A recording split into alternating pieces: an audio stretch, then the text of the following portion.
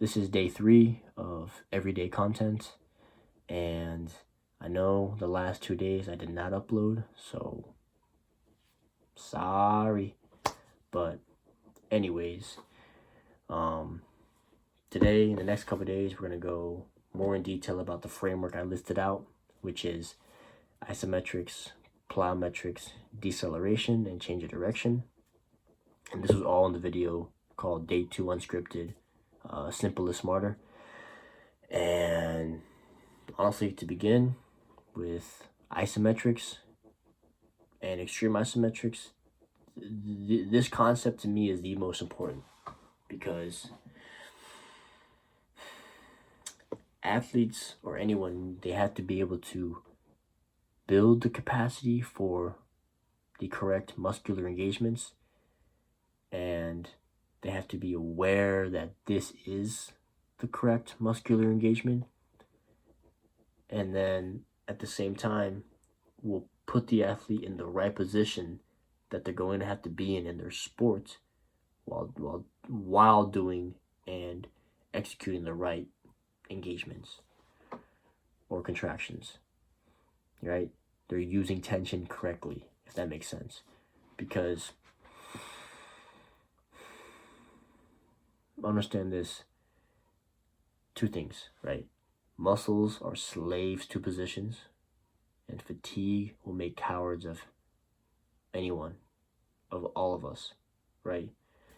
And the one thing that gives athletes an advantage in all sports is just being in the right position, right? And so the one that can do this for a longer duration of the competition, biomechanically speaking, will have more of an advantage, okay? You with me? And so the next phase or the next step into this is introducing them to ground tension, right? Now that we got them in the right position, and now that we got them in these isometric holds, now we make it more active. We make it more real, in a sense, where the two main cues are ripping the ground, right? Think about spreading the floor apart, and pinching the ground. Think about bringing the floor together or squeezing the ground. Both of these cues have different ways of just creating different contractions within the body. That's all it really is. You could think of ripping the ground as force production, and pinching the ground as force absorption, or you could vice versa. However you make a drill or exercise, it doesn't really, I'm not gonna say it doesn't matter, but you can change the cues depending on who needs it, right? And the reason why this is even involved, or this is an important topic, because it all goes back to awareness, right? Because when, let's just say for ankle sprain, reasons why non-contact ankle sprains happen majority of the time, if not all the time, is because you thought your foot was under your center of mass, but really it was out here.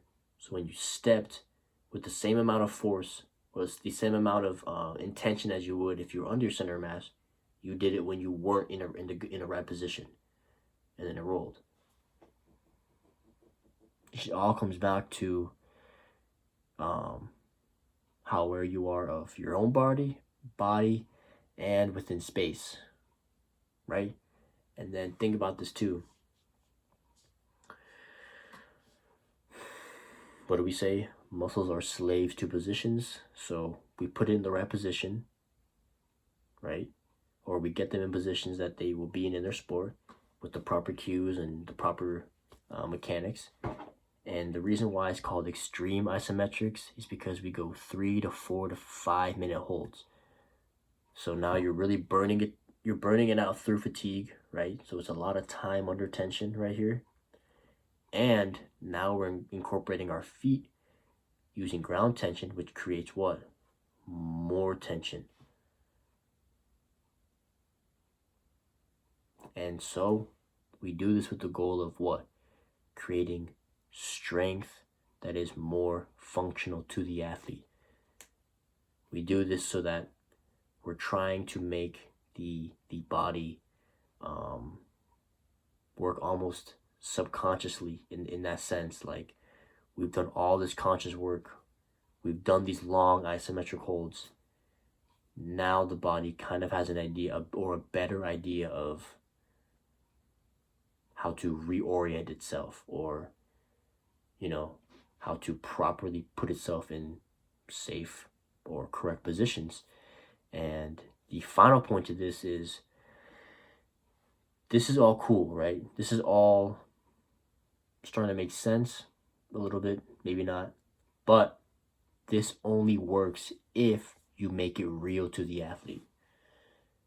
And by making it real, I mean, at some point, you have to go from these long duration holds, and as you shorten them, then you start adding in the movements on top. You get where I'm going? You get where I'm going with this? Because, for example, you can go, let's just go acceleration, for example. You can get into a 2-point stance. You can cue them to either pinch or rip the ground, right? You can shift their weight forward, chest down, and now you tell them, once you feel almost like that slingshot effect, you feel all that tension building up. Now I want you to feel that, and then once you're ready, I want you to use it. You'll see, because now that's when it clicks to them, and it clicks to their body of, okay, this is how we use the ground. This is how, you know, we can almost properly engage our muscles for the given task. And honestly, another thing too, this one topic, maybe not pairing the movements on top of it, but this one concept of isometrics plus ground tension plus extreme, like, you know, in terms of duration, this is also the foundation I use for when I approach injuries and, you know, physical therapy, even though I'm not a PT. So, I mean, 7 minutes so far. That's pretty good information. But just end on the same approach that's used for injuries, I use for performance. It's all one and the same.